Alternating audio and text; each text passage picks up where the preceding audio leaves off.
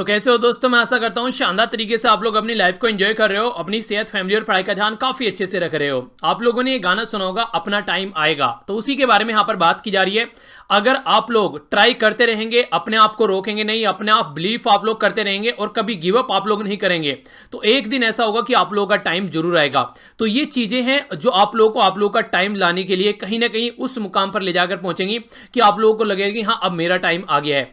तो देखिए, इंसान जो है ना, अगर कुछ भी आज की डेट में है, वो उसके जो भी काम उसने पास्ट में किए हैं उसका रिजल्ट है वो कंप्लीटली जिस तरीके से वो सोचता था, जिस तरीके से काम करता था, जिस तरीके से वो सोसाइटी को देखता था, अपना जो भी डिसीजन लेता था, वही एक तरीके से ताना बाना आप लोग के अंदर आज के डेट में देखने को मिलता है। अगर आज के डेट में कोई डिसीजन आप लोग ले रहे हैं, इसका इंपैक्ट आप लोगों को आज नहीं देखने को मिलेगा, इसका इंपैक्ट आप लोगों को आने वाले टाइम में देखने को मिलेगा।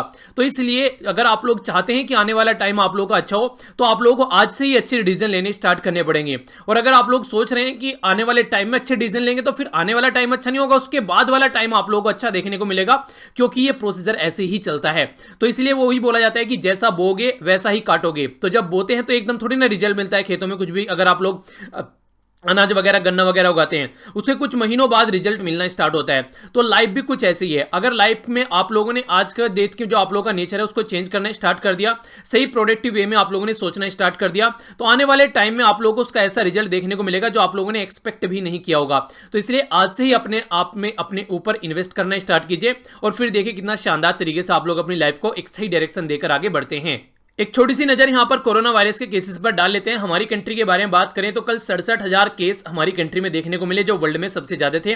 सबसे ज्यादा हमारी कंट्री में केस आए, दूसरे नंबर पर ब्राजील में और तीसरे नंबर पर यूएसए के अंदर केस देखने को मिले कोरोना वायरस के।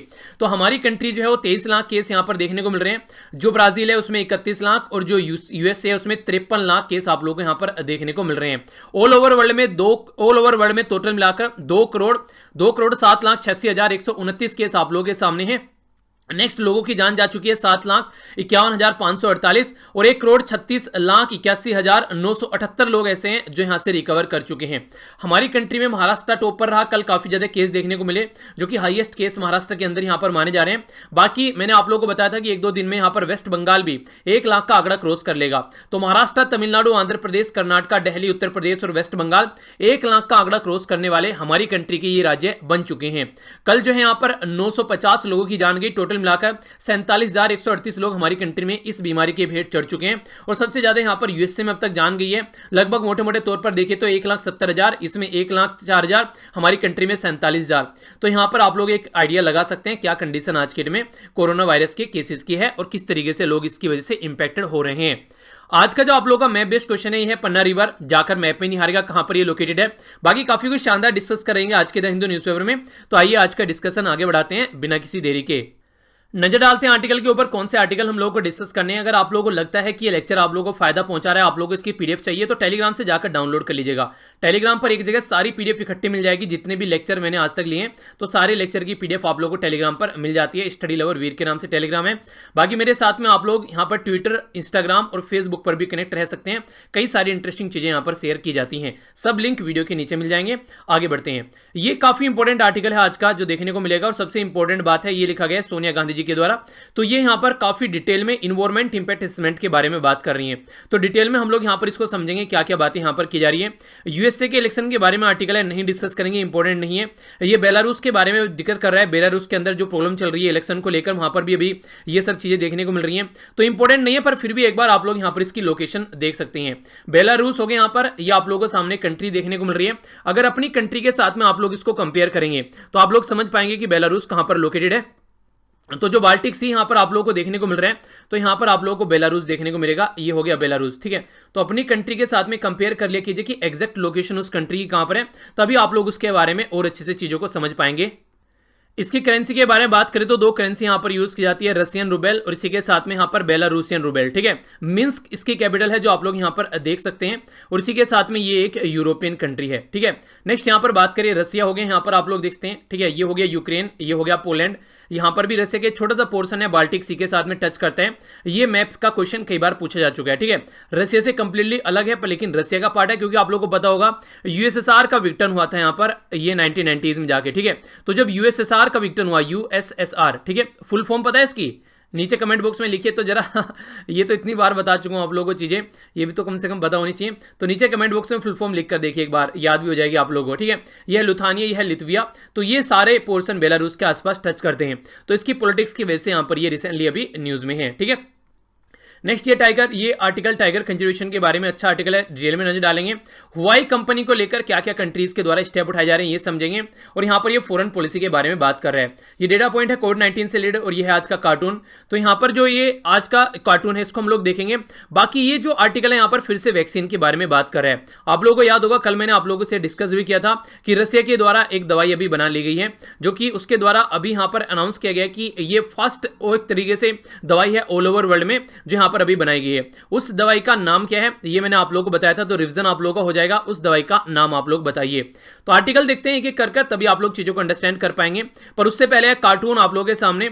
तो कार्टून में ये दो कौन कौन पर्सनैलिटी हैं ये आप लोगों को बताना है, इन दोनों पर्सनैलिटी के नाम, और ये कार्टून क्या शो कर रहा है। पॉलिटिकल कार्टून है हालांकि, पर लेकिन आप लोगों को इसके बारे में बताना है कि ये कार्टून क्या शो कर रहा है, दोनों पर्सनैलिटी के नाम, और इसके बारे में आप लोगों को 30 से 40 या फिर 50 शब्द आप लोग लिख सकते हैं जो भी सुटेबल लगे।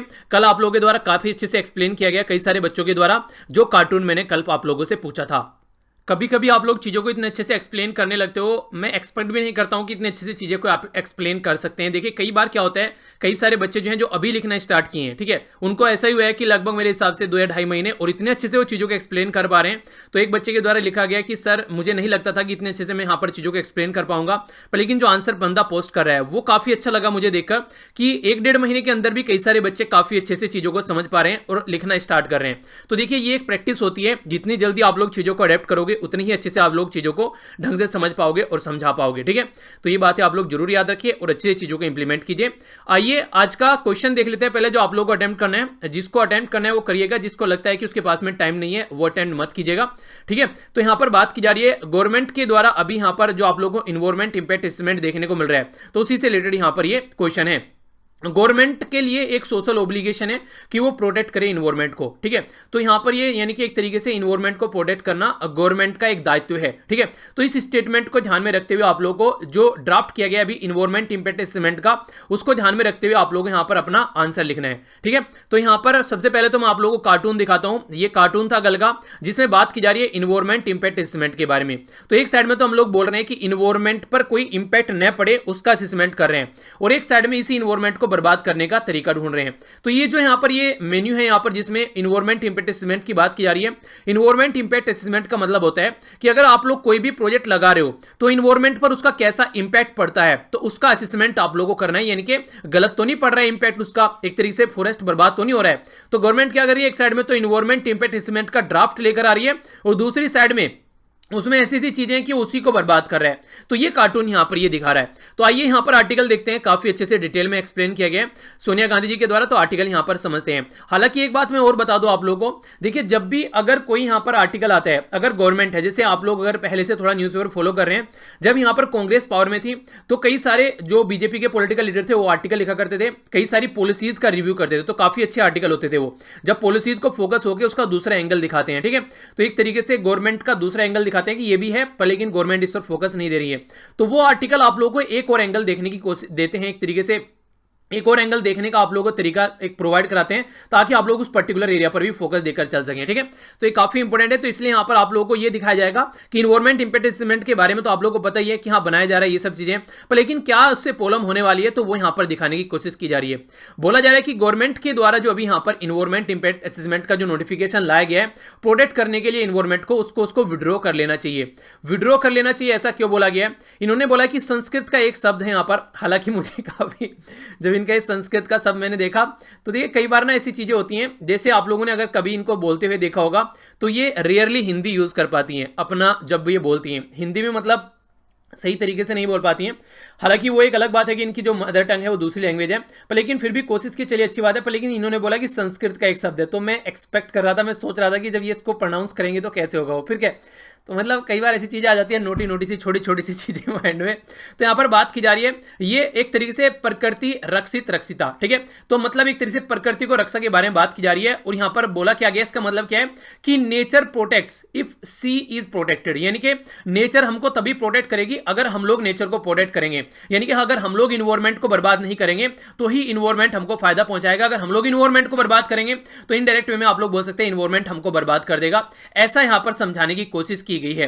तो यहां पर जो ये शब्द लिखे गए हैं, ये यहां पर जो हमारी कंट्री में इंदिरा पर्यावरण भवन है उस पर यहां पर ये शब्द लिखे हुए हैं इस तरीके से, जो कि home ministry of environment forest climate change के अंडर में आप लोगों को देखने को मिलता है। यानी कि कहने का मतलब यह है कि गवर्नमेंट के ऑफिस पर ये लाइन लिखी हुई है दूसरों को पढ़ने के लिए, पर गवर्नमेंट खुद नहीं पढ़ पा रही है ये लाइन, और इसका मतलब नहीं समझ पा रही है कि अगर आप लोग नेचर को प्रोटेक्ट करोगे तो ही नेचर आप लोगों को प्रोटेक्ट करेगी, और उसको बर्बाद करने पर यहां पर तुले हुए हैं। इंदिरा गांधी जी के द्वारा बोला गया था कि इन्वायरमेंट एक तरीके से अगर आप लोग प्रोटेक्ट करना चाहते हैं तो आप लोगों को गरीबी को मिटाना पड़ेगा। Environment can not be protected without eradicating the poverty, यानी कि सबसे पहले आप लोग गरीबी को मिटाइए तभी आप लोग इन्वायरमेंट को प्रोटेक्ट कर पाएंगे। यानी कि अगर इंसान गरीब रहेंगे तो इन्वायरमेंट को प्रोटेक्शन का कोई मतलब नहीं है, तो गरीबी आप लोगों को यहां पर मिटानी पड़ेगी। तो एम क्या होना चाहिए, तो प्रोटेक्शन ऑफ द इन्वायरमेंट जो होना चाहिए वो एक तरीके से आप लोग बोल सकते हैं पब्लिक हेल्थ, और एक तरीके से जो डिग्निफाइड लाइफ है वो आप लोगों को प्रोवाइड करानी पड़ेगी। यानी कि अगर मैं आप लोगों को यहां पर मोटे मोटे शब्दों में समझाना चाहूं, अगर आप लोग नेचर के साथ में कनेक्ट है तो आप लोग उसको प्रोटेक्ट करेंगे और वो आप लोगों को प्रोटेक्ट करेगी। जैसे कि मैंने एक मूवी का नाम बताया था अवतार, अवतार मूवी शायद आप लोगों ने देखी होगी।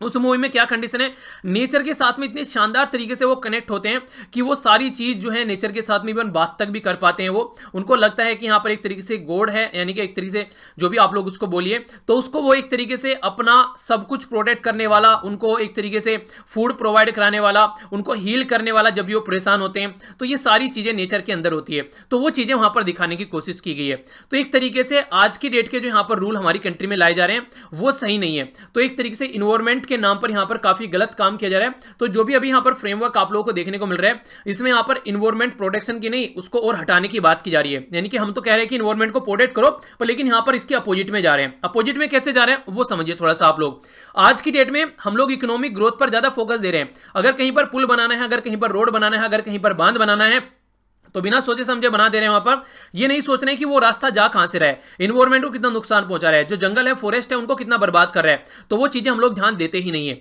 इन्वायरमेंट परफॉर्मेंस इंडेक्स के बारे में अगर आप लोग बात करें, ये काफी इंपॉर्टेंट है। इन्वायरमेंट परफॉर्मेंस इंडेक्स, इसमें हमारी अगर रैंक देखिए आप लोग, 180 कंट्री है टोटल, और हम लोगों ने नीचे से टॉप किया है, 177 रैंक है हमारी।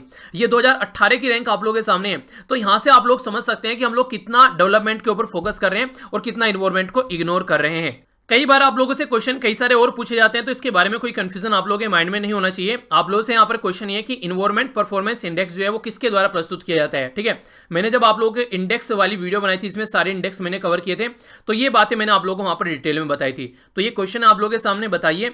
नेक्स्ट यहाँ पर बात की जा रही है, देखिए आज की डेट में अगर आप लोग देखिए, जैसे कि इन्वायरमेंट हेल्थ पॉलिसी के बारे में बात करें, बायोडाइवर्सिटी और हैबिटेट के बारे में बात करें, एयर और वाटर के बारे में बात करें, क्लाइमेट चेंज के बारे में बात करें, तो ये सारी चीजें जो है यहाँ पर आज की डेट में जो सारी इंडिकेटर हैं वो बर्बाद होते हुए नजर आ रहे हैं हमारी कंट्री में। यानी कि इनमें से किसी भी चीज पर फोकस नहीं दिया जा रहा है। आखिर फोकस है तो फिर है कहां पर? फोकस है ईज ऑफ डूइंग बिजनेस के ऊपर। यानी कि हमारी कंट्री में जो गवर्नमेंट है उसका पूरा फोकस ये है कि दुनिया को ये दिखाए कि हमारी कंट्री में ईज ऑफ डूइंग बिजनेस कैसा हो रहा है। यानी कि एक तरीके से पूरा फोकस ये है कि बिजनेस दिखाया जाए लोगों को कैसा हो रहा है, पर लेकिन ये ना दिखाया जाए कि किस तरीके से चीजें यहां पर चल पा रही हैं, एक तरीके से हमारी कंट्री में किस तरीके से हम लोग इन्वायरमेंट को ध्यान में रखकर चल रहे हैं। तो यहां पर वो समझाने की कोशिश नहीं की जा रही है। तो इससे भी रिलेटेड आप लोगों से क्वेश्चन बन सकता है, इसको थोड़ा बता देता हूं ईज ऑफ डूइंग बिजनेस के बारे में। ईज ऑफ डूइंग बिजनेस का मतलब होता है किसी कंट्री में कितना आसान है बिजनेस करना, उसको बोलते हैं ईज ऑफ डूइंग बिजनेस। हमारी जो रैंक थी 2017 में वो 100 थी। इसके बाद में जब हम लोग आगे बढ़े 2018 में तो वो 77 हो गई। फिर हम लोग आगे बढ़े 2019 में तो वो 63 हो गई। यानी कि टोटल मिलाकर ये जंप हम लोग को ईज ऑफ डूइंग इंडेक्स में पड़ता हुआ नजर आ रहा है।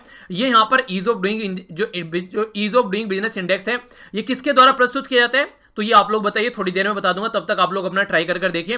तो यहां पर बात की जा रही है, जैसे कि आप लोग देखिए कि कोयले के ऑक्शन के बारे में बात की जा रही है। ठीक है, तो एक तरीके से कोयले के ऑक्शन जो प्रॉब्लम है, बेसिकली कोयले के ऑक्शन पर हम लोग ज्यादा फोकस दे रहे हैं। इसी के साथ में जो डिजास्टर है आप लोगों के सामने यहाँ पर ड्राफ्ट जो इन्वायरमेंट इंपैक्ट असेसमेंट का जो नोटिफिकेशन अभी निकल कर आ रहा है, ये क्या कर रहा है, एक तरीके से जो पोल्यूटर है जो इन्वायरमेंट को वायलेट कर रहे हैं उनको और सपोर्ट कर रहा है। मतलब क्या है, मतलब ये अगर कोई आप लोग प्रोजेक्ट लगाना चाहते हैं तो एक्स पोस्ट फैक्टो अप्रूवल आप लोगों को मिल सकता है। यानी कि आप लोग एक पर्टिकुलर फॉरेस्ट में जाइए, उसको काटिए, बिल्कुल साफ कीजिए, वहां पर आप लोग अपना प्रोजेक्ट लगाइए, और प्रोजेक्ट लगाने के बाद में अगर लग रहा है कि ये गलत प्रोजेक्ट है तो उसके बाद में आप लोग चेक कर सकते हैं इन्वायरमेंट, उसके बाद में यहां पर इन्वायरमेंट का अप्रूवल आप लोग ले सकते हैं। स्टार्टिंग में इन्वायरमेंट इंपैक्ट असेसमेंट कराने की कोई भी जरूरत आप लोगों को नहीं है, यानी कि बर्बाद कर दीजिए पहले, उसके बाद में असेसमेंट कराते रहेंगे क्या सही है और क्या गलत है। तो ऐसी भी हरकतें यहां पर इस पर्टिकुलर ड्राफ्ट के अंदर है, तो ये कितना सही है तो ये आप लोग बताइएगा, क्या ये सही है कहीं से। इसी के साथ में ओपैक यानी कि धुंधला दिखाई देता है गवर्नमेंट का जो प्रोजेक्ट, बेसिकली एक तरीके से अपनी इमेज दिखाने की कोशिश करिए ईज ऑफ डूइंग बिजनेस के चलते।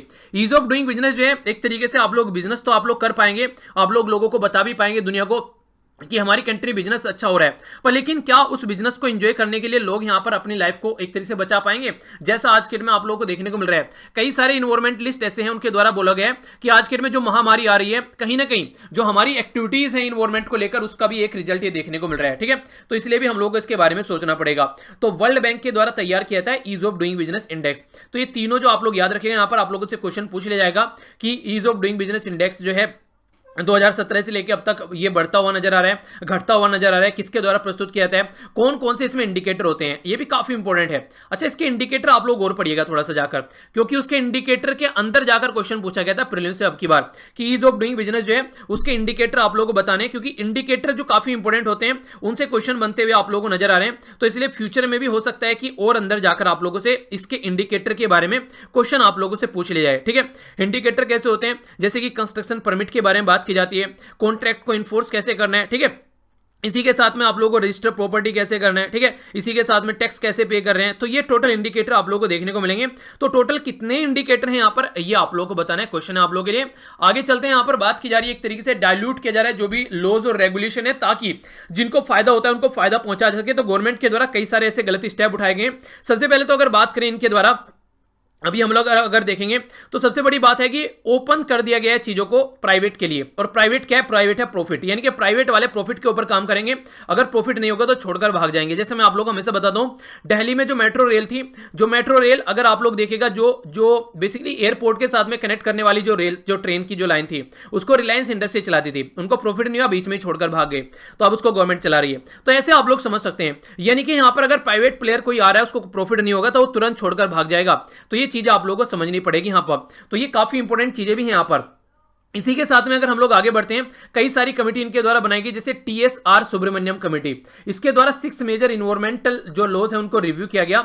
दूसरी कई सारी कमेटी और बनाई गई, जैसे कोस्टल रेगुलेशन जोन के नोटिफिकेशन के लिए 2011 के ये कमेटी यहां पर बनाएगी। पर लेकिन इंपॉर्टेंट बात पता है कि यहां पर जो देखने को मिल रहा है, ये जो कमेटी कई सारी बनाई गई, इनका काफी ज्यादा क्रिटिसिज्म देखने को मिला गवर्नमेंट का। इवन गवर्नमेंट ने उन कमिटीज को यहां पर प्रेजेंट भी नहीं किया, जैसे कि यहां पर आप देखते हैं काफी ज्यादा क्रिटिसिज्म देखने को मिला, क्योंकि ये ढंग से जो स्टेक होल्डर हैं तो उसके साथ में कंसल्ट कर रहे थे, और ना ही क्लियरिटी यहां पर लिखी हुई थी इसमें कि हाँ ये करेगी और ये नहीं करेगी।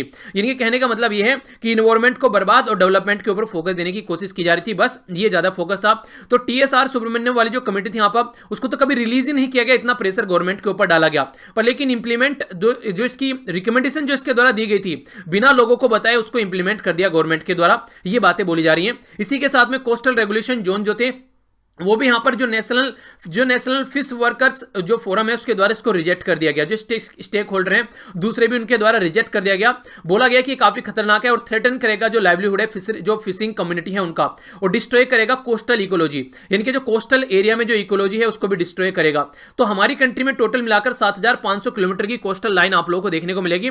जो टोटल ऐसे कितने राज्य हैं, टोटल 9 राज्य ऐसे हैं, जैसे कि गुजरात हो गया, महाराष्ट्र, गोवा, कर्नाटका, केरला, तमिलनाडु, आंध्र प्रदेश, उड़ीसा, वेस्ट बंगाल। तो टोटल 9 राज्य हैं, जिसमें 7500 ये आप लोगों को देखने को मिलेगी जो हमारी किलोमीटर की ये कोस्टल लाइन है। तो इस कोस्टल लाइन को डेवलप करने की बात की जा रही है, पर लेकिन डेवलपमेंट के साथ साथ में इन्वायरमेंट को बिल्कुल ताक पर यहां पर रख दिया जाता है, जो सोचने के लिए मजबूर करता है। National border for wild life, forest advisory committee, expert appraisal committee, ये सारे क्या कर रहे हैं, प्रोजेक्ट को अप्रूव कर रहे हैं। खासकर अराउंड प्रोटेक्टेड जो वाइल्ड लाइफ एरिया है उसमें बिना ड्यू प्रोसीजर को फॉलो किए हुए। यानी कि ड्यू प्रोसीजर क्या होता है, एक पर्टिकुलर नियम बना हुआ है कि इस नियम से आप लोगों को काम करना है, अगर नियम से काम नहीं करेंगे तो फिर प्रॉब्लम आप लोगों को देखने को मिलेगी। नियम का मतलब क्या होता है, मैं आप लोगों को बोल दूं कि आप लोगों को यूपीएससी निकालना है तो एक पैटर्न फॉलो करना पड़ेगा। सबसे पहले आप लोग सिलेबस देखिए, पुराने क्वेश्चन पेपर देखिए, उसके बाद में आप लोग देखिए कि आप लोग किस तरीके से अपने आप को एक तरीके से एनालाइज कीजिए कि आप लोग कहां पर खड़े हुए हैं और वहां से अपनी रेस स्टार्ट कीजिए। ठीक है, कहने का मतलब वहां से तैयारी स्टार्ट कीजिए। तैयारी में पहला स्टेप क्या है, ये चीजें आप लोग कवर करनी है, सिलेबस, पुराने क्वेश्चन पेपर। दूसरे स्टेप में आप लोग क्या करना है, आप लोग एनसीईआरटीज उठाने स्टार्ट कीजिए, यानी कि बेस तैयार करना स्टार्ट कीजिए, और उसके बाद में फिर स्टैंडर्ड बुक उठाना स्टार्ट कीजिए। इसी के साथ में जब आप लोग की एनसीईआरटीज खत्म होने लगे लगभग 3 महीने के करीब में, उसके बाद में आप लोगों को स्टार्ट करना है क्वेश्चन प्रैक्टिस थोड़ी थोड़ी। ठीक है, यानी कि जो प्रीलिम्स के क्वेश्चन है उनको अटेम्प्ट करना स्टार्ट कर दिए, कुछ आंसर राइटिंग भी हल्का हल्का सा स्टार्ट कर दिए जब आप लोग की एनसीईआरटी कंप्लीट हो जाए, क्योंकि उस टाइम पे आप लोगों के पास में थोड़ा फोल्डर होगा लिखने के लिए, आप लोग चीजों को लिख पाएंगे, कुछ आप लोगों के पास में मटेरियल होगा और यहां से चीजें आप लोग स्टार्ट कीजिए। तो इस तरीके से धक्का लगना, अगर गाड़ी को एक बार स्टार्ट हो गया तो फिर गाड़ी रुकने वाली नहीं है, तो ये चीजें समझनी पड़ेगी। तो वही चीजें यहां पर समझनी पड़ेगी। अगर इन्वायरमेंट को प्रोटेक्ट करना है तो एक पैटर्न में आप लोगों को काम करना पड़ेगा, अगर पैटर्न में काम नहीं करेंगे तो इन्वायरमेंट बर्बाद हो जाएगा। कॉन्सिक्वेंसेस के देखने को मिल रहे हैं नॉर्दर्न इंडियन प्लेन के अंदर, नेशनल कैपिटल रीजन के अंदर कई बार यहां पर कई सारी आप लोगों को देखने को मिलता है कि स्मोक टाइप की आ जाती है जब सर्दियों का टाइम होता है, यानी कि एक धुंधापन, अंधेरा अंधेरा से छाने लगता है आज के कंट्री के अंदर। तो ये इसके इंपैक्ट देखने को मिल रहे हैं, इन्वायरमेंट जो बर्बाद हो रहे हैं। नेक्स्ट बात की जाती है यहां पर, अगर बात करें इसका सबसे ज्यादा इंपैक्ट किसके ऊपर पड़ता है और किसके ऊपर अटैक हो रहा है, तो लैंड और राइट को लेकर आदिवासी जो कम्युनिटी है वो सबसे ज्यादा प्रॉब्लम फेस कर रही है, क्योंकि जो फॉरेस्ट गार्ड है वो एक तरीके से जो यहां पर लैंड राइट ओनर है। हालांकि बात करें यहां पर इनके राइट की बात की गई थी फॉरेस्ट एक्ट 2006 में, पर लेकिन आज के डेट में उनके भी राइट उनसे छीने जा रहे हैं ताकि वहां पर डेवलपमेंट के काम किए जा सके। तो जो फॉरेस्ट ड्वेलर हैं, यानी कि जो फॉरेस्ट से जो भी एक्सट्रैक्ट करते हैं चीजें जैसे कि फल फ्रूट्स वगैरह, वो सारी चीजें उनके ऊपर काफी इंपैक्ट पड़ रहा है। और इसी के साथ में यहां पर आप लोगों को देखिएगा यहां पर बहुत जो मार्जिनलाइज पॉपुलेशन है और जो इन्वायरमेंट है दोनों को ताक पर रखकर यहां पर एक तरीके से काम किया जा रहा है, जबकि ये इसके ऊपर डिपेंडेंट रहते हैं यहां पर फॉरेस्ट के ऊपर, यानी कि इनके हक इनसे छीने जा रहे हैं ताकि वहां पर डेवलपमेंट का काम किया जा सके। और जो यहां पर प्रॉब्लम है एक तरीके से ट्विस्ट किया जा रहा है इंटरप्रिटेशन में, जो ये लॉ बनाया गया था 2006 का लॉ था, यहां पर इनको राइट दिया जाए जो फॉरेस्ट में जो ड्वेलर रहते हैं। देखिए बेसिकली आप लोग इसका समझ सकते हैं, अगर मैं आप लोगों को बोलूं कि आप लोगों के गांव में क्या प्रॉब्लम है तो आप लोग उसको अच्छे से बता पाएंगे। चलिए गांव थोड़ी बड़ी चीज होगी, मैं आप लोगों को बोलूं आप लोगों के घर में क्या प्रॉब्लम है तो आप लोग सारी चीजें खोल खोल कर रख देंगे। जैसे आप लोग कई बार मेल करते हैं कि सर ये प्रॉब्लम चल रही है, पढ़ नहीं पा रहे हैं, घर पर माहौल अच्छा नहीं है, ठीक है। तो ये सारी सिचुएशन आप लोग क्यों अच्छे से बता पाते हैं, क्योंकि आप लोग लोकल एरिया में वहां पर रहते हैं, आप लोग अपने घर को अच्छे से जानते हैं। तो अगर मैं बोलूं कि आप लोग के घर में क्या प्रॉब्लम है तो मैं उसको नहीं बता पाऊंगा, क्योंकि मैं नहीं जानता हूं आप लोग घर में कौन आदमी है, कैसे आप लोग लाइफ को एंजॉय कर रहे हैं, पर लेकिन आप अच्छे से बता देंगे। तो इसलिए फॉरेस्ट में रहने वाले लोग जानते हैं कहां पर क्या प्रॉब्लम है, वो उसको ज्यादा अच्छे से प्रोटेक्ट कर सकते हैं। जैसे अवतार मूवी के बारे में मैंने आप लोगों से बात की, तो इस तरीके से अगर फॉरेस्ट के ड्वेलर कोई वहां से निकालकर किसी बाहर वाले लोगों को आप लोग वहां पर काम करने के लिए बोलोगे तो प्रॉफिट के लिए काम करेंगे, इससे फालतू कुछ नहीं होगा। तो आदिवासी और जो फॉरेस्ट ड्वेलर होते हैं, यानी कि जो आदिवासी जो कम्युनिटी है और इसी के साथ में जो फॉरेस्ट के ऊपर डिपेंडेंट जो लोग हैं, वो अगर ढंग से काम करेंगे तो ही वहां पर उसको प्रोटेक्ट कर पाएंगे। पर लेकिन फॉरेस्ट डिपार्टमेंट उनको हरास कर रहा है, उनको यहाँ पर एक तरीके से पकड़ने की कोशिश की जा रही है, बाहर निकालने की कोशिश की जा रही है। इवन एक तरीके से जो ब्यूरोक्रेसी है वो भी यहाँ पर ऐसी हरकतें कर रही है जो कि सही नहीं है। उनके क्लेम जो है उनको भी यहाँ पर प्रोवाइड नहीं करा जा रहा है, यानी कि जो बोलते हैं हमारी जमीन है तो उनको बाहर निकालकर फेंका जा रहा है। तो इस तरीके से सबसे बड़ी बात अभी यहां पर इन्वायरमेंट इंपैक्ट एसेसमेंट में ये देखने को मिल रही है कि पब्लिक हियरिंग को भी साइड में उठाकर फेंक दिया गया है, यानी कि पब्लिक हियरिंग जो है सिविल सोसाइटी की उसको भी साइड में किया जा रहा है, कम किया जा रहा है। उसको पहले 30 दिन सुनते थे, 20 दिन, और उसको भी प्रॉपर वे में कुछ प्रोजेक्ट ऐसे जिसमें वो इंटरफेयर ही नहीं कर सकते। तो इस तरीके से जो आवाज उठाने वाली जो लोग हैं उनकी आवाज को दबाया जा रहा है। तो गवर्नमेंट का बेसिक काम होता है कि इन्वायरमेंट को प्रोटेक्ट करे और पब्लिक की हेल्थ के ऊपर फोकस करे, और गवर्नमेंट दोनों ही चीजों को इग्नोर कर आगे बढ़ रही है। तो इससे देखने को मिलता है कि किस डायरेक्शन में हमारी गवर्नमेंट जा रही है। इन्वायरमेंट अगर प्रोटेक्शन फ्रेमवर्क के बारे में आप लोग बात करें, ये सबसे बड़ी बात यहां पर आप लोग को ये देखने को मिलेगी कि अगर देखिए आप लोग इंडस्ट्री को आप लोग काम करने के लिए बोलते हैं, चलिए सही है इंडस्ट्री को काम करिए, पर लेकिन वो ये फोकस ज्यादा रहता है कि इन्वायरमेंट प्रोटेक्शन जो यहां पर इन्वायरमेंट प्रोटेक्शन जो है इससे कैसे उनको बाहर निकलना है, यानी कि एक तरीके से जो इनका इन्वायरमेंट इंपैक्ट एसेसमेंट है उससे बचने की कोशिश करते हैं। ये चीजें उन देखते हैं कि कैसे इससे बाहर निकला जाए, यानी कि एक तरीके से क्लियरेंस चाहिए उनको, अनुपालन नहीं करना है, बस मंजूरी मिल जाए, अनुपालन नहीं करना है किसी भी तरीके से रूल और रेगुलेशन को। आप लोग ऐसे बोल सकते हैं कि एक तरीके से शॉर्टकट ढूंढते हैं, जैसे तैसे कर उनका प्रोजेक्ट क्लियर हो जाए, वो काम करना स्टार्ट करें और उनको इन्वायरमेंट से रिलेटेड जो रूल और रेगुलेशन है वो फॉलो नहीं करना पड़े। तो इस तरीके के माइंडसेट वाले जो लोग हैं उनका माइंडसेट आप लोगों को चेंज करना पड़ेगा, उनको पता होना चाहिए कि कुछ भी हो जाए क्लियरेंस आप लोगों को तभी मिलेगा जब आप लोग यहां पर ये प्रॉपर रूल और रेगुलेशन फॉलो करेंगे। पर लेकिन जब करप्ट होती है चीजें तो फिर ये बैकग्राउंड में आप लोगों को चीजें देखने को मिलती है कि क्लियरेंस दिए जाते हैं प्रोजेक्ट को ताकि डेवलपमेंट किया जा सके बस, और इन्वायरमेंट को ताक पर रख दिया जाता है। आप लोगों ने देखा कोविड-19 के चलते हमारी कंट्री में जो इन्वायरमेंट मिनिस्ट्री है वो सबसे तेज तर्रार तरीके से काम कर रही थी, बाकी सब ठप पड़ा हुआ था हमारी कंट्री में। तो इसलिए भी यहां पर काफी ज्यादा क्रिटिसिज्म हुआ, हेल्थ के ऊपर फोकस देना चाहिए, वहां पर कुछ हो ही नहीं रहा है, लोग मर रहे हैं, किसी को खाना नहीं मिल रहा है तो किसी को कुछ और प्रॉब्लम है। पर लेकिन इन्वायरमेंट मिनिस्ट्री प्रॉपर अपना काम कर रही थी। Micro small and medium enterprise जो है इस सेक्टर जो है यहाँ पर इसको सब्सिडाइज करना चाहिए आप लोगों को ताकि वो ग्रीन नॉर्म को फॉलो कर सकें, क्योंकि उससे क्या रहता है ज्यादा प्रॉफिट नहीं मिल पाता है। अगर ग्रीन नॉर्म्स को आप लोग फॉलो करेंगे तो थोड़ा सा आप लोग रूल और रेगुलेशन के अंदर चलना पड़ेगा, तो वो चीजें भी समझनी पड़ेगी। तो India as a green hub आप लोगों को बनाना है, तो फर्स्ट स्टेप तो ये है कि जो ड्राफ्ट आप लोग लाए इसको विड्रॉ कीजिए, तभी आप लोग चीजों को आगे लेकर चल पाएंगे। जो ग्रोथ आप लोगों को लेकर चलनी है वो तभी आप लोग की इकोनॉमिक ग्रोथ हो पाएगी जब आप लोग जो ग्रीन इन्वायरमेंट के ऊपर भी फोकस देकर चलेंगे। प्लानिंग कमीशन के द्वारा भी यहां पर यह बोला गया था, प्लानिंग कमीशन का जो एक्सपर्ट ग्रुप हुआ करता था कि लो कार्बन ग्रोथ स्ट्रेटजी आप लोगों को अपनानी चाहिए, तो यही अच्छा रहेगा। और इसी के साथ में कांग्रेस का जो मैनिफेस्टो है उसमें भी इनके द्वारा ये पॉइंट रखे गए थे। ये तो फालतू की बातें इनके द्वारा अपनी बातें बताई जा रही है कि हमने भी ऐसा किया है, इतने दिनों तक रहे तब तो आप लोगों ने कुछ नहीं किया, अब चीजें याद आ रही हैं। चलिए कोई नहीं, हर चीज में कुछ ना कुछ अच्छा है और कुछ ना कुछ बुराई होती है, आप लोग अपना फायदा देखना है। यहाँ पर आप लोग आर्टिकल से क्या सीख सकते हैं और एक प्यारा सा आंसर लिख के आप लोग पोस्ट कीजिए ताकि मुझे भी लगे हाँ मेरी मेहनत वसूल हो गई है। ठीक है, तो आर्टिकल समझ में आया, यस या फिर नो? अगर नो तो क्यों, उसके आगे लिखिए क्या प्रॉब्लम है, फिर आगे डिस्कस करेंगे। आगे बढ़ता हूँ, नेक्स्ट आर्टिकल की ओर चलते हैं। यहाँ पर ये बात करें हुआई कंपनी के बारे में। हुआई एक चाइना की कंपनी है, आप लोगों ने भी इसके बारे में सुना होगा, कई बार आप लोगों ने इसके मोबाइल वगैरह भी यूज किए होंगे या फिर कहीं ना कहीं एडवर्टीजमेंट में जरूर देखे होंगे। ये कंपनी जो है यहाँ पर अभी आने वाले टाइम में 5G टेक्नोलॉजी में इन्वेस्टमेंट करने वाली थी, पर लेकिन जब से यूएसए और चाइना के बीच में ट्रेड वॉर चली उन्होंने हुआई कंपनी को अपनी कंट्री में बैन कर दिया।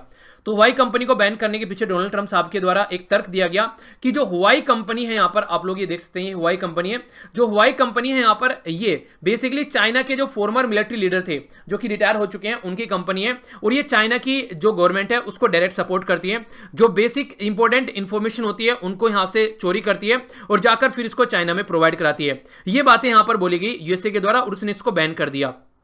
तो चाइना जो है आज के डेट में क्या करता है, टेक्नोलॉजी को एक तरह से वेपन की तरीके से यूज करता है। ट्रेड और टेक्नोलॉजी, सामने वाली कंट्री के साथ में इतना ज्यादा इन्वेस्टमेंट कर देता है कि उसको इसके नीचे झुकना पड़ जाता है, चाइना के सामने घुटने टेकने पड़ जाते हैं, उनको अपना खुद का कोई अस्तित्व नजर नहीं आता है। जो छोटी छोटी कंट्री है उनको इस तरीके से हरकतें कर चाइना अपने कंट्रोल में लेता है, और सेम टेक्नोलॉजी पर। लेकिन कभी कभी ऐसा होता है कि आप लोगों ने सुना होगा कि आप लोगों ने कुछ ऐसा नहीं सुना होगा कि मतलब जो ज्यादा समझदारी में पावर रखता है एक तरीके से उसको भी एक तरीके से झटका खाना पड़ता है। तो काइंड ऑफ कहावत है कि मतलब कुछ ऐसी करके कोई कहावत है कि ज्यादा समझदार भी नहीं बनना चाहिए इंसान को, कभी कभी ज्यादा समझदारी जो है वो खुद उसी के ऊपर भारी पड़ जाती है। तो चाइना हमेशा क्या करता है, अपने आप को समझदार समझता था और ट्रेड और टेक्नोलॉजी के चलते दूसरी कंट्री को सप्रेस करने की कोशिश करता था। पर लेकिन अब ये हथियार इसके ऊपर हैवी पड़ने वाला है उल्टा। रीजन क्या है, यूके के द्वारा फाइनली डिसाइड कर लिया गया कि चाइना की जो हुआई कंपनी है उसको बैन करेगा। यूके ने बोला है कि जो मोबाइल प्रोवाइडर है उनके चलते जो इक्विपमेंट वगैरह है चाइना के वो भी, और इसी के साथ में जो चाइना की 5G किट थी 2027 तक जो चीजें बोली जा रही थी तो उसको आराम आराम से यहां पर कंट्री से रिमूव कर देगा। ये आखिर कहां से निकल कर आया, ये है डोमिनो इफेक्ट। डोमिनो इफेक्ट क्या होता है, डोमिनो इफेक्ट होता है देखम देखी करना। यूएसए ने बंद किया, इसने बंद कर दिया यूके ने, अब और भी कंट्री बंद करती है आप लोगों को नजर आएंगी, तो इसको डोमिनो इफेक्ट बोलते हैं। जैसे मान लीजिए बहुत सारी साइकिल खड़ी हुई है, ठीक है, ऐसे लाइन में खड़ी हुई है, तो आप लोगों ने एक साइकिल को धक्का दिया तो सारी साइकिल ऐसे गिरना स्टार्ट हो जाएगी, तो इसको बोलते हैं एक तरीके से डोमिनो इफेक्ट। तो डोमिनो इफेक्ट यहां पर देखने को मिल रहा है। ठीक है, डोमिनो पिज्जा के बारे में नहीं बात करें, ठीक है। तो यूएसए के बारे में अगर आप लोग बात करते हैं तो यूएसए के द्वारा इंपोज किया गया सैंक्शन हुआई कंपनी के ऊपर मई के महीने में। तो उस टाइम पर यहां पर जो सेमीकंडक्टर ये सबको सप्लाई कर रहे थे, हालांकि थोड़ा सा यहां पर इंटरप्शन हुआ यूके के अंदर भी, क्योंकि देखिए अगर आप लोगों को कोई कंडक्टर सप्लाई कर रहा है, सेमीकंडक्टर वगैरह जो डिवाइस में आप लोग यूज करते हैं, तो आने वाले टाइम में आप लोगों को ऐसा लगेगा कि हाँ यार थोड़ी देर के लिए तो दर्द होता है। जैसे कि आप लोग बोल सकते हैं लाइफ में अगर किसी के साथ में आप लोग रिलेशनशिप में तो थोड़ी देर के लिए ऐसा लगता है कि जिंदगी रुक गई है, जब वो सामने वाला पर्सन धोखा दे देता है फिर छोड़ के जाता है, तो आप लोगों को लगता है कि जिंदगी बर्बाद हो गई है। पर लेकिन अगर आप लोग थोड़ा सा रुकेंगे और आप लोग समझेंगे कि जो जा रहा है वो सही जा रहा है, क्योंकि आप लोगों की लाइफ के लिए जो इंपॉर्टेंट है वो आप लोगों के पास में रहेगा, और जो जाने वाला इंसान है अगर उसको पकड़ते आप लोग रह जाएंगे तो लाइफ में कभी भी कुछ भी आप लोग अचीव नहीं कर पाएंगे। थोड़ा सा आप लोग रुकिए, सोचिए और अपने ऊपर फोकस दीजिए, अपने परिवार के ऊपर फोकस दीजिए, अपने करियर के ऊपर फोकस दीजिए। तो जो जाने वाला इंसान है वो आप लोगों को एक तरीके से और अच्छा लगेगा, थोड़ा आगे बढ़ेंगे तो कि सही चला गया उस टाइम पे, वरना आज के दिन में हम लोग बर्बादी के कगार पर खड़े होते हैं। तो ये बहुत सारी स्टोरीज आप लोगों ने अपने पास भी देखी होगी तो इसलिए कोशिश ये करो हमेशा कि अपनी लाइफ को एक सही डायरेक्शन देकर चलो। अगर लाइफ में सक्सेस रहोगे तो सारी चीजें आप लोगों के पास में रहेगी, और अगर इन चीजों के पीछे भागते रहोगे तो लाइफ में आप लोग अपने मुकाम तक नहीं पहुंचोगे। और एक तरीके से वो नहीं कहते कि अपनी औकात जो है, जैसे बोलता है आप औकात चेंज करनी है, तो कभी भी चेंज आप लोग नहीं कर पाओगे। जो है वही रहोगे और सामने वाला जैसा देखता है वैसे ही आप लोग को देखता रहेगा। तो अगर चेंज करना है तो आप लोग को इससे जोन से बाहर निकलना पड़ेगा। तो इसलिए बोला गया, थोड़ी देर के लिए तो लगा कि यार जिंदगी रुक गई है यूके की, पर लेकिन इसके बाद में समझ में आ गया कि लॉन्ग टर्म में इससे फायदा होने वाला है। तो यूएस और यूके के रिलेशनशिप में भी यहां पर नुकसान होने लगा था जब यूके ने यह बोला कि वो यहां पर हुआई कंपनी को अलाउ करेगा। तो दोनों के बीच में कोल्ड वॉर 2.0 जैसी यहां पर कंडीशन बन गई थी। यूएसए और यूके के बीच में भी यहां पर एक तरीके से कोल्ड वॉर जैसी सिचुएशन देखने को मिल रही थी। ट्रंप एडमिनिस्ट्रेशन ने बोल दिया था कि स्पेशल रिलेशनशिप जो है यूके के साथ में, उनको हम लोग को स्कैन करना पड़ेगा, रिव्यू करना पड़ेगा कि कैसे लेकर हम लोग को इसको चलना है। पास्ट में भी अगर आप लोगों ने थोड़ा सा भी अगर फॉरेन रिलेशन को आप लोगों ने ढंग से अंडरस्टैंड करने की कोशिश की तो एक पैटर्न आप लोगों ने देखा होगा, यूएसए और यूके जो है वो हमेशा एक आप लोग बोलते हैं पलड़े में खड़े हुए मिलते हैं, यानी कि एक ही थाली के चट्टे बट्टे नजर आते हैं अगर कोई डिसीजन लेने की बात आती है। चाहे ईरान इशू के बारे में आप लोग बात कर लीजिए, ठीक है, तो ईरान न्यूक्लियर डील से बाहर निकल गए, पर फिर भी यूएसए को फॉलो कर रहे हैं आज के डेट में सारी कंट्री, उस टाइम से लेकर आज तक।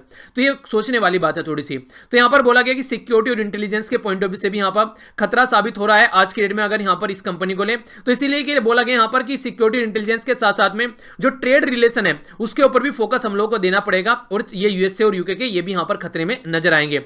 डोनाल्ड ट्रंप एडमिनिस्ट्रेशन के द्वारा यूके को एक तरीके से देखा जाए तो यहां पर काफी बड़ी डिप्लोमेटिक विन आप लोग बोल सकते हैं। जब यूके ने यहां पर इस पर बैन लगाया तो डोनाल्ड ट्रंप एडमिनिस्ट्रेशन का जो चाहता था वही काम हो रहा है, फाइनल डिसीजन जो निकल कर आ रहा है। इसी पैटर्न में फ्रांस चलता हुआ नजर आ रहा है। फ्रांस ने भी लिमिट कर दिया हुआई कंपनी का जो यूज था 5G टेक्नोलॉजी को लेकर। जर्मनी के द्वारा बात करें तो जर्मनी ने भी यहां पर सोचा है कि ज्यादा रिलायंस नहीं करना है एक तरीके से हुआई कंपनी के ऊपर, क्योंकि चाइना की कंपनी है और चाइना का कोई भी चीज अच्छी नहीं हो सकती, क्योंकि उसमें एक तरीके से घृणा भरी होती है दूसरी कंट्री के लिए अपने फायदे के लिए। तो इसलिए चाइना से थोड़ा दूर रहना ही अच्छा है, वरना आप लोग ही बर्बाद होते हुए नजर आओगे। तो ये सारी यूरोपियन कंट्री यहां पर ये स्टेप उठा रही हैं। अगर बात करें इंडिया, तो इंडिया का रेस्पॉन्स अभी देखने को मिलेगा। इंडिया ने बोला था वो हाई कंपनी को अलाउ करेगा 5G टेक्नोलॉजी के लिए, जो कि सही बात स्टार्टिंग में लग रही थी, पर लेकिन अब ऐसा नहीं लग रहा है कि ऐसी चीजें आगे चल पाएंगी। आज के डेट में इंडिया और चाइना की टाई के बारे में आप लोग बात करें तो जो बॉर्डर इश्यूज हैं, तो चाइना हमारे बॉर्डर इश्यूज को लेकर इनसेंसिटिव है, हमारे इंटरनल इशू पर उल्टे सीधे कमेंट करता है। तो क्या ऐसी कंपनी को हम लोग प्रॉफिट पहुंचाएंगे? तो हम लोगों को भी थोड़ा सा इसके बारे में समझना चाहिए। तो जो हुआई कंपनी है यहां पर वो 5G नेटवर्क के अंदर जो पार्टिसिपेट करती है, अब देखने वाली बात है कि इंडिया यहां पर किस तरीके से इसको रिएक्ट करता है और कैसे यहां से निकल कर जाती है। इंडिया ने भी हालांकि सिग्नल देना स्टार्ट कर दिया, कई सारे जैसे 59 चाइनीज ऐप को हम लोगों ने बंद किया। तो इस तरीके से हम लोग को भी समझना पड़ेगा कि किस तरीके से हम लोग इसको यहां से निकाल सकते हैं। और देखिए, अगर आज की डेट में बात करें इकोनॉमिक और टेक्नोलॉजिकल कॉस्ट के कंपेयर में, अगर आप लोग देखिए, हम लोग थोड़े लंबे समय के बारे में अगर सोचेंगे तो चाइना की कंपनी जो है क्रिटिकल इंफ्रास्ट्रक्चर में अगर इन्वॉल्व हो पाती है तो उसका लिमिटेशन हम लोग को करना पड़ेगा, क्योंकि जब यहां पर कोई चाइना के साथ में लड़ाई हो या कोई ऐसी कंडीशन बने तो उसका नेगेटिव फायदा उठाएगी। हमारी कंट्री का डेटा इकट्ठा किया जा रहा है चाइनीज कंपनीज के द्वारा, तो आने वाले टाइम में हमारे खिलाफ ही उसको यूज किया जा सकता है। तो इंडिया को भी यहां पर थोड़ा सा समझ जाना चाहिए, ठीक है। इसी के साथ में जो हुआई कंपनी यहां पर जो इसका इशू ये सामने निकल कर आ रहा है, ये टेक्नोलॉजी और इकोनॉमिक इशू ज्यादा नहीं है, ये आज के डेट में पॉलिटिकल इशू ज्यादा बन चुका है। यानी कि एक तरीके से ये पॉलिटिक्स हो रही है इसके आसपास में। ऐसा नहीं है कि इकोनॉमी को ध्यान में रखते हुए या फिर टेक्नोलॉजी को ध्यान में रखते हुए डिसीजन लिए जा रहे हैं, क्योंकि चाइना के द्वारा जो एक तरीके से वेपन की तरीके से यूज किया जाता था टेक्नोलॉजी और ट्रेड को, तो वो उसी को यहां पर एक तरीके से अब यहां पर इसका खामियाजा भुगतना पड़ रहा है। वरना यूएसए की बहुत सारी कंपनी आज के डेट में आप लोग देखते हैं वो काफी अच्छे से काम करती है as compare to Chinese company के कंपेयर में, क्योंकि वो यूएसए की गवर्नमेंट के भी खिलाफ कई बार हो जाती हैं जब यूएसए की गवर्नमेंट कोई ऐसे स्टेप उठाती है तो। पर चाइना की किसी भी कंपनी की इतनी औकात नहीं है कि चाइना की गवर्नमेंट कुछ बोले और चाइना की कंपनी वहां पर घुटने टेक कर न बैठ जाए। तो इसलिए यहां पर सोचना पड़ेगा, ऐसी कंट्री जहां पर डेमोक्रेसी नहीं है उस कंट्री के ऊपर कितना ज्यादा हम लोग रिलाई कर सकते हैं। तो ये सोचना समझना है, तभी जाकर आप लोग सिचुएशन को हैंडल कर पाओगे, ठीक है। तो ये थी इसके बारे में बात है। आइए अब थोड़ा सा आगे बढ़ते हैं, टाइगर कंजर्वेशन के बारे में बात कर रहे हैं। तो ये काफी इंपॉर्टेंट आर्टिकल है, थोड़ा सा डिटेल में यहां पर डिस्कस करेंगे टाइगर कंजर्वेशन, ठीक है। किस तरीके से टाइगर कंजर्वेशन और क्या क्या चीजें हैं उसके बारे में आप लोग समझिए। सबसे पहले यहां पर ये आर्टिकल क्यों लिखा गया है, तो यहां पर इंपॉर्टेंट जो स्टार्ट किया गया वो यहां से स्टार्ट किया गया, जो कि मैंने आप लोगों से डे ऑलरेडी डिस्कस कर चुका हूं। जो हमारी पीआईबी वाली वीडियो आती है नैनो मैगजीन जिसको हम लोग बोलते हैं, उसमें ये डे मैंने आप लोगों से डिस्कस किया था।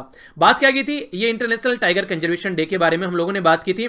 तो सबसे पहले तो आप लोगों को मैंने यहां पर यही बताया था कि यहाँ पर ये एनुअली 29 ऑफ जुलाई को ये सेलिब्रेट किया जाता है, ग्लोबल टाइगर डे या फिर इंटरनेशनल टाइगर डे के नाम से इसको जानते हैं। ये अवेयरनेस फैलाता है टाइगर कंजर्वेशन के बारे में। पहला पॉइंट हम लोगों ने डिस्कस किया था। इसी के साथ में यहाँ पर प्रमोट करता है कैसे हम लोग इनको प्रोटेक्ट कर सकते हैं, उनके जो हैबिटेट रहते हैं नेचुरल, उनके बारे में कैसे हम लोग सोच सकते हैं। तो इंटरनेशनल डे जो है ये एनुअली एक स्लोगन लेकर चलता है, their survival is an overhand, यानी कि अगर ये सर्वाइव करेंगे वो तभी सर्वाइव कर पाएंगे जब हम लोग यहाँ पर इनको प्रोटेक्ट करने की कोशिश करें, वरना इंसान जो है अपनी बुद्धि के बेस पर सबको बर्बाद करता हुआ जा रहा है, अपनी बुद्धि का गलत इस्तेमाल कर रहा है। यानी कि आप लोगों ने देखा होगा द ग्रेट साइंटिस्ट जैकोल, ठीक है, डॉक्टर जैकोल। तो ये डॉक्टर जैकोल वाला जो फंडा होता है वो वही कंडीशन होती है कि जब गलत इंसान के हाथ में पावर आ जाती है तो तब ये कंडीशन देखने को मिलती है।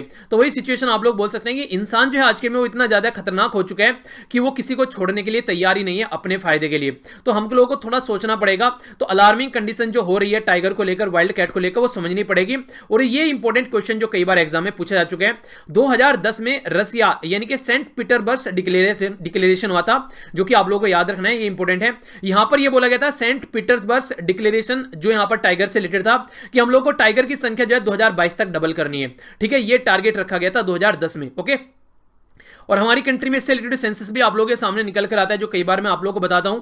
हमारी कंट्री में टोटल मिलाकर 4 टाइगर सेंसस अब तक हो चुके हैं, 2006, 2010, 2014 और 2018। 2006 में जो टाइगर सेंसस हुआ था उस टाइम पर हमारी कंट्री में 1411 टाइगर की संख्या थी। 2018 में जो टाइगर सेंसस हुआ यहां पर लगभग 3000 यानी कि 2967 टाइगर की संख्या हमारी कंट्री में हो गई है। यानी कि टाइगर की संख्या हमारी कंट्री में बढ़ रही है। पर लेकिन राइटर यहां पर इसी पर क्वेश्चन मार्क लगा रहे हैं कि यहां पर गवर्नमेंट बोल रही है कि टाइगर की संख्या हम लोगों ने बढ़ा दी, उनको प्रोटेक्ट कर दिया। तो राइटर इसके अपोजिट में जा रहे हैं, यहां पर जो समझाने की कोशिश कर रहे हैं। मध्य प्रदेश में सबसे ज्यादा टाइगर की संख्या, कर्नाटक में दूसरे नंबर पर है, उत्तराखंड में तीसरे नंबर पर है। तो एक दो जो राज्य हैं उनके नाम याद रखेगा, और अगर इन राज्य से आप लोग बिलोंग करते हैं तो आप लोगों को जरूर पता होना चाहिए, डायरेक्ट क्वेश्चन भी एग्जाम में बन सकते हैं, ठीक है। आगे चलते हैं। आर्टिकल में सबसे पहले यहां पर यही बात की जा रही है कि इंटरनेशनल टाइगर जो डे है 29 जुलाई को यहां पर सेलिब्रेट किया जाता है। तो यहां पर हम लोग प्राउडली बोलते हैं कि हम लोगों ने आज के में टाइगर की संख्या जो थी 90-70s में अगर आप लोग बात करें 2000 के करीब थे, इसको बढ़ाकर 3000 कर दिया है। यानी कि पहले इतनी थी, फिर थोड़ी घटी और फिर हम लोगों ने फिर बढ़ा दी। तो ग्राफ जो है वो ऐसे चला, यहां पर अब ऐसे हो गया थोड़ा सा, ठीक है। तो इस तरीके से समझ सकते हैं। एनुअल जो ग्रोथ रेट है यहां पर 1% आफ्टर 50 ईयर आप लोगों को देखने को मिल रहे हैं, जो कि हीरोइक इफेक्ट बोला जा रहा है गवर्नमेंट के द्वारा कि उसने काफी कुछ यहां पर कर दिया गया है। इंडिया जो है एक तरीके से और ज्यादा बेटर यहां पर कर सकती थी। जो जिस तरीके से कंट्री की कंडीशन है, हमारी कंट्री को अगर आप लोग देखोगे, दिल्ली बेस्ड जो ग्लोबल टाइगर फोरम है उसके द्वारा बोला गया है यहां पर कि जिस तरीके से आज के दिन में हम लोग बोल रहे हैं हम लोगों ने यहां पर लगभग इतना टाइगर यहां पर कर दिया है इकट्ठा। तो ये जो हमारी कंट्री में देखने को मिल रहा है, हम लोग इससे ज्यादा बढ़ाकर हम लोग इसको 10,000 से लेके 15,000 वाइल्ड कैट हम लोग अपनी कंट्री में कर सकते हैं, जिस तरीके हमारी कंट्री का माहौल है। यानी कि हम लोग क्या कर रहे हैं, हम लोग में पोटेंशियल तो है यूपीएससी क्लियर करने का, पर हम लोग एक कांस्टेबल पर ही आकर रुक जाते हैं कि हम लोग को लगता ही नहीं कि हम लोग आगे बढ़ पाएंगे। तो वही बात यहां पर बोली जा रही है कि हम लोग अपने पोटेंशियल को नहीं समझ पा रहे हैं, हम लोग बहुत आगे चल सकते हैं। हम लोग एक प्रैग्मेटिक प्लान नहीं बना पा रहे हैं, हम लोग बस जो मिल रहा है उसी में सेटिस्फाई हैं, अपनी बाउंड्री को नहीं बढ़ा पा रहे हैं। तो इसलिए यहां पर ये सिचुएशन अभी देखने को मिल रही है। तो थोड़ा सा हम लोग को बाहर निकल कर आना पड़ेगा। अभी यहां पर एक पर्टिकुलर एरिया के बारे में बात की जा रही है। मानलैंड एक पर्टिकुलर एरिया है जिसके बारे में बातें समझाने की कोशिश की गई है। कर्नाटक के अंदर लगभग 25,000 स्क्वायर किलोमीटर का जो एरिया है, यहां पर एक टाइम ऐसा था कि 1970 में 70 के करीब टाइगर हुआ करते थे। यहां पर लगता था कि आने वाले टाइम में ये भी खत्म हो जाएंगे, पर लेकिन वहां पर क्या किया गया, फॉरेस्ट कंजर्वेशन किया गया, फॉरेस्ट के ऊपर काफी ज्यादा फोकस दिया गया। इंदिरा गांधी जी के टाइम पर एक डेडिकेटेड फॉरेस्ट कंजर्वेशन प्रोग्राम चलाया गया, और जिसके चलते आज के दिन में 400 के करीब आप लोगों को यहां पर टाइगर की संख्या देखने को मिलेगी। तो टाइगर की संख्या जो बढ़ रही है यहां पर इनडायरेक्ट वे में फॉरेस्ट कंजर्वेशन उसमें काफी बड़ा रोल प्ले यहां पर कर रहा है। अगर चीजों को आप लोग देखोगे, क्योंकि उनके रहने के लिए जगह रहेगी, उनके खाने के लिए चीजें रहेंगी, तभी यहां पर चीजें आगे बढ़ पाएंगी। तो लॉन्ग टर्म रिसर्च हम लोग देखेगा तो यहां पर चीजें आगे बढ़ती हुई नजर आएंगी, तभी हम लोग चीजों को ढंग से काम कर पाएंगे। तो यहां पर बोला जा रहा है कि अब तक जो 400 कैट यहां पर बोली है, जो ये बेसिकली ये रीजन है यहां पर कर्नाटक के अंदर, इसमें 1300 के करीब यहां पर कैट होनी चाहिए थी अगर पोटेंशियल तरीके से देखा जाए। जिस तरीके से यहां पर जो राइटर है वो अपना भी एस्टिमेशन बता रहे हैं, अगर मैं अपने एस्टिमेशन से चलूं तो ये इनका मानना है। ये इंपॉर्टेंट यहां पर पॉइंट है, इस स्लाइड को थोड़ा ज्यादा फोकस दीजिएगा। यहां पर बात की जा रही है, अगर दो इंस्ट्रूमेंट हम लोग अपनी कंट्री में देखें तो दो इंस्ट्रूमेंट, एक तो है वाइल्ड लाइफ प्रोटेक्शन एक्ट 1972 और दूसरा है फॉरेस्ट कंजर्वेशन एक्ट 1980।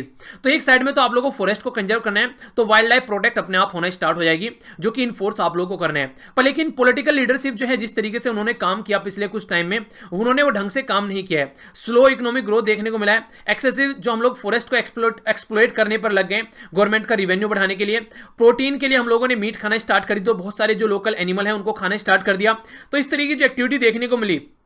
उसके चलते यहाँ पर जो टाइगर के बारे में बात करें तो टाइगर को जो हम लोग बोले थे अच्छे लेवल पर लेकर चलना है, तो जो रिकवरी होने वाली थी उसमें और चैलेंज यहाँ पर सामने निकल कर आने लगा, यानी कि जो सही डायरेक्शन में चलना था वो अपोजिट डायरेक्शन में चलने लगा। मैंने अभी आप लोगों से थोड़ी देर पहले अभी यहाँ पर बात की, ये हम लोगों ने फॉरेस्ट राइट के बारे में, तो फॉरेस्ट राइट के बारे में हम लोगों ने ढंग से जो फॉरेस्ट ड्वेलर होते हैं उनको भी हम लोगों ने ढंग से राइट नहीं दिए, इवन दूसरे लोगों का इंटरफेरेंस वहां पर देखने को मिलने लगा। तो टाइगर को प्रोटेक्ट करने के लिए आप लोगों को यहाँ पर देखना पड़ेगा। पॉलिटिकल मूवमेंट तो चलाए गए उस तरीके से कि हम लोग को ये करना है वो करना है, पर एग्जैक्टली जिस तरीके से वो होने चाहिए थे उस तरीके से यहां पर ये चीजें देखने को नहीं मिली। तो वाइल्ड लाइफ हैबिटेट जो था कल्टीवेशन के लिए दिया जाने लगा, एक्सप्लॉइट किया जाने लगा, वहां पर लूज कर दिए गए फॉरेस्ट ड्वेलर से रिलेटेड जो भी इनके हक थे, यानी कि दूसरे लोगों को भी वहां पर इंटरफेयर करने के लिए स्टार्ट कर दिया गया। तो इसके चलते जो फॉरेस्ट राइट एक्ट है उसको डाइल्यूट किया गया, तो जिसके चलते प्रॉब्लम देखने को मिली। नेक्स्ट बात की जा रही है सरिस्का रिजर्व के बारे में, ठीक है, कहां पर ये लोकेटेड है आप लोग बताइए, किस राज्य के अंदर लोकेटेड है। सरिस्का रिजर्व के बारे में अगर आप लोग बात करते हैं तो 2015 में काफी ज्यादा लोग यहां पर सामने निकल कर आए, जिस तरह की कंडीशन वहां पर देखने को मिली सरिस्का रिजर्व के अंदर में। उसके चलते मनमोहन सिंह जी गवर्नमेंट के द्वारा यहां पर टाइगर टास्क फोर्स बनाएगी, पर लेकिन वो टाइगर टास्क फोर्स जो थी उसने भी ढंग से काम नहीं किया। अगर ढंग से देखा जाए अनफॉर्चुनेट कंडीशन ये देखने को मिली कि वो टाइगर टास्क फोर्स भी यहां पर एक तरीके से अनइक्वल तरीके से यहां पर अपना काम कर पाई, यानी कि उस तरीके से काम नहीं कर पाई। यहां पर एक अच्छा पॉइंट मुझे ये लग रहा है कि इनके द्वारा जो बातें बोली गई है, चलिए यहां पर अपॉइंटमेंट किया गया, अनफॉर्चुनेट जो है वो एक तरीके से अनइक्वल टास्क उसको मिल गया, यानी कि खुद गवर्नमेंट को क्रिटिसाइज कर रही है, ठीक है। तो ये एक अच्छी बात लग रही है कि अपनी गवर्नमेंट के द्वारा भी जो गलत काम किया गया उसको भी क्रिटिसाइज इनके द्वारा किया जा रहा है, ठीक है। पॉलिटिकली करेक्ट जो आइडियोलॉजी अगर आप लोग यहां पर देखिएगा टाइगर टास्क फोर्स के बारे में, तो ब्यूरोक्रेटिक जो चीजें हैं वो ज्यादा फायदेमंद रही, टाइगर को कोई फायदा देखने को नहीं मिला, यानी कि एक तरीके से ज्यादा फायदा ब्यूरोक्रेसी को देखने को मिला, जबकि बनाई गई थी टाइगर के फायदे के लिए। तो खुद अपनी ही गवर्नमेंट को भी क्रिटिसाइज इनके द्वारा यहां पर किया गया, अगर आप लोग इस पॉलिसी को ध्यान में देखेंगे तो ये अच्छा पॉइंट लगा मुझे यहां पर। इसी के साथ में अगर आप लोग बात करते हैं यहां पर टाइगर टास्क फोर्स के बारे में, जिसको शॉर्ट फॉर्म में TTF के नाम से बोला गया है, तो based on the recommendation United जो यहां पर यूनाइटेड प्रोग्रेसिव अलायंस है, यानी कि यूपी यानी कि कांग्रेस जो है उसके द्वारा हैवीली इन्वेस्ट किया गया, बट नॉट वेरी इंटेलिजेंटली, यानी कि इनके द्वारा बोला गया कि कांग्रेस के द्वारा भी इन्वेस्ट तो किया गया काफी उसमें, पर लेकिन इंटेलिजेंटली इन्वेस्ट नहीं किया गया टाइगर को कंजर्वेशन करने के लिए। तो जो एक्सेसिव फंडिंग थी वो जहां पर जानी चाहिए थी वहां पर नहीं गई, एक तरीके से दूसरे एरिया में जहां जानी चाहिए थी उसको नेग्लेक्ट कर दिया गया। तो एक तरीके से जो जहां पर रिसोर्सेज यूज होने थे वहां पर नहीं हुए। टाइगर रिजर्व मैनेजर्स के बारे में अगर आप लोग बात करें, वो मैसिव फंडिंग मिली और वर्ल्ड बैंक के द्वारा भी सपोर्ट मिली, पर लेकिन ऐसे नहीं चीजें हुई जैसे होनी चाहिए थी। नेशनल टाइगर कंजर्वेशन अथॉरिटी जो थी इवन वो भी यहां पर एक तरीके से अनरिलेटेड हो गई, जो स्कीम निकाल कर लेकर आ रही है किसके लिए, टाइगर कंजर्वेशन के लिए। थोड़ा सा इसके बारे में भी जान लेते हैं। नेशनल टाइगर कंजर्वेशन अथॉरिटी जो है हमारी कंट्री में ये बनाई गई थी टाइगर कंजर्वेशन के लिए 2005 में, टाइगर टास्क फोर्स जिसके बारे में अभी आप लोगों को बात कर रहा हूं, ये प्राइम मिनिस्टर के द्वारा यहां पर इसको कॉन्स्टिट्यूट किया गया था मनमोहन सिंह जी के द्वारा। तो उस टाइम पर फोकस ये किया गया कि प्रोजेक्ट टाइगर, जिसको टाइगर जो हमारी कंट्री में प्रोजेक्ट टाइगर को कैसे इंप्लीमेंट करना है, टाइगर प्रोटेक्शन प्रोग्राम जो पॉपुलरली प्रोजेक्ट टाइगर के नाम से जाना जाता है, 1973 में स्टार्ट किया गया था। तो वाइल्ड लाइफ प्रोटेक्शन एक्ट के बारे में बात की 1972, पर लेकिन टाइगर कंजर्वेशन के साथ में आप लोग यहां पर फॉरेस्ट को भी यहां पर कंजर्व करना पड़ेगा, वो बात बताने की कोशिश की जा रही है। नेशनल टाइगर कंजर्वेशन के बारे में अगर आप लोग यहां पर बात करते हैं, सॉरी एक चीज गलत बोल दी मैंने, यहां पर मैं कहीं और पहुंच गया अपनी गवर्नमेंट को क्रिटिसाइज नहीं कर रहे हैं, वो इंदिरा गांधी जी वाला आर्टिकल दूसरा था, ठीक है, ये दूसरा आर्टिकल है मैं फ्लो में उस आर्टिकल से इस आर्टिकल में भी चला गया, और तब भी अब तक माइंड में चल रहा है कि पहले वाला आर्टिकल पढ़ा रहा हूँ आप लोगों को। चलिए कोई नहीं, ये आर्टिकल दूसरी पर्सनैलिटी के द्वारा लिखा गया, ठीक है। ये जो आर्टिकल लिखा गया है के उल्लास साहब के द्वारा लिखा गया है, जो वाइल्ड लाइफ सेंचुरी के जो डायरेक्टर थे, तो उनके द्वारा ये आर्टिकल लिखा गया है। तो मैं इतना ज़्यादा खो गया आर्टिकल को पढ़ाने में, मैं भूल गया, मैं दूसरे आर्टिकल में आ चुका हूँ, अभी बैकग्राउंड में पहला आर्टिकल चल रहा है ये टू मच हो गया आज, तो इतना ज़्यादा अंदर घुस गया आर्टिकल में पढ़ाने के उसमें। तो कई बार क्या होता है ना, मतलब समझाने के उसमें इतना ज़्यादा माइंड जो है वो घुस जाता है कि चीज़ें जो है माइंड से स्लिप हो जाती है। सॉरी यार, बिल्कुल सॉरी गलती हो गई, ठीक है। तो यहाँ पर ये आर्टिकल जो है बेसिकली इनके द्वारा क्रिटिसाइज किया गया, तो गवर्नमेंट को क्रिटिसाइज करेंगे मनमोहन सिंह जी गवर्नमेंट के द्वारा भी जो टाइगर टास्क फोर्स बनाई गई थी, वो टाइगर टास्क फोर्स जो है वो ढंग से काम नहीं कर पाई, और जिस तरीके से उनको काम करना था वैसे इंप्लीमेंट नहीं कर पाई, ठीक है। तो ये है बेसिकली, सॉरी एकदम यहाँ पे याद आया जब मैंने इसको देखा, एकदम मैंने कहा मैं तो पहले वाला आर्टिकल से दूसरे में आ चुका हूँ, अभी पहले ही चल रहा है दिमाग में। आगे बात करते हैं यहाँ पर नेशनल टाइगर कंजर्वेशन अथॉरिटी के बारे में। तो यहाँ पर ये किस मिनिस्ट्री के अंडर में आती है, तो ministry for environment and forest के अंडर में आती है, तो ये याद रखेगा। टाइगर कंजर्वेशन अथॉरिटी जो है यहाँ पर ये बेसिकली टाइगर जो हमारी कंट्री पार्लियामेंट है उसके सामने रिपोर्ट प्रस्तुत करती है, और स्टेट लेवल पर यहाँ पर जो काम करते हैं वो चीफ मिनिस्टर के अंडर में रहती है। ठीक है, तो ये इंपॉर्टेंट कुछ फैक्ट आप लोगों से पूछे जा सकते हैं। ठीक है, तो इसके बारे में ये बात की जा रही है। तो इंडिया को नीड है यहाँ पर जो एक तरीके टाइगर का जो सर्कस चल रहा है हमारी कंट्री में उससे बाहर निकलने की, और ढंग से चीजों को देखे किस तरीके प्रोजेक्ट बनाए जा रहे हैं, कैसे इंप्लीमेंट किया जा रहा है, किस तरीके से हम लोग चीजों को कंजर्व कर सकते हैं। तो ये फर्स्ट स्टेप है, ब्यूरोक्रेसी को साइड में रखो और कंजर्वेशन पर फोकस देना स्टार्ट ज्यादा करो। तो ये बातें बोलने की कोशिश की जा रही है। गवर्नमेंट की मोनोपोली नहीं है, अगर टाइगर की रिसर्च करनी है गवर्नमेंट करेगी, मॉनिटर करना है गवर्नमेंट करेगी, नेचर एजुकेशन के बारे में गवर्नमेंट बात करेगी, टूरिज्म के बारे में गवर्नमेंट बात करेगी। ये सारी चीजें अगर कोई कॉन्फ्लिक्ट निकल के आता है पॉसिबली यहां पर ये सारा काम गवर्नमेंट के अंडर में आता है। तो टैलेंट को अंदर लेकर आओ यार, थोड़ा सा प्राइवेट को पार्टिसिपेट करने दो, लोकल कम्युनिटीज को, जो एनजीओ है या फिर साइंटिफिक इंस्टीट्यूशन है उनको भी थोड़ा काम यहां पर करने दो, सारी चीजें अपने हाथ में मत रखो, ये बोलने की कोशिश यहां पर की जा रही है। ठीक है, तो ये था टोटल आज का डिस्कशन। आई होप कि आप लोगों ने एंजॉय किया होगा। चलिए ठीक है, कभी कभी हो जाता है, बड़े बड़े शहरों में छोटी छोटी बातें हो जाती हैं। ठीक है, उन्हीं बोलते हैं रोज लो मौज लो, नहीं मिले तो खोज लो। चलिए आगे बढ़ते हैं। पेरियार रिवर के बारे में आप लोगों से पूछा गया था। पेरियार रिवर जो है ये लॉन्गेस्ट रिवर है इंडियन स्टेट तमिलनाडु के अंदर, ये बोला गया, और इसको लाइफ लाइन ऑफ तमिलनाडु भी बोला जाता है। सही स्टेटमेंट बतानी है, फर्स्ट, सेकंड या फिर बोथ या फिर नाइदर वन। तो ए, बी, सी या फिर डी, कौन सा आंसर सही है। देखिए जैसे मॉर्निंग में क्वेश्चन की वीडियो आती है ना, उसको बोलता हूं मैं, आप लोग अटेम्प्ट किया करो, तो हर क्वेश्चन ऐसे अटेम्प्ट किया करो। मेरे आंसर बताने से पहले एक बार खुद आंसर दो, उसके बाद में आंसर देखो, उससे क्या फायदा होगा। अगर गलत होगा ना आप लोग यहाँ पर आंसर, तो आप लोग उसको लंबे समय तक याद रख पाओगे, तो ये फायदा होगा। ठीक है, तो यहां पर जो आप लोगों को देखने को मिलेगा दोनों ही स्टेटमेंट बिल्कुल गलत है, क्योंकि केरला के बारे में बात की जा रही है। तो केरला से रिलेटेड बात है, यहां पर केरला की लाइफलाइन इसको बोला जाता है।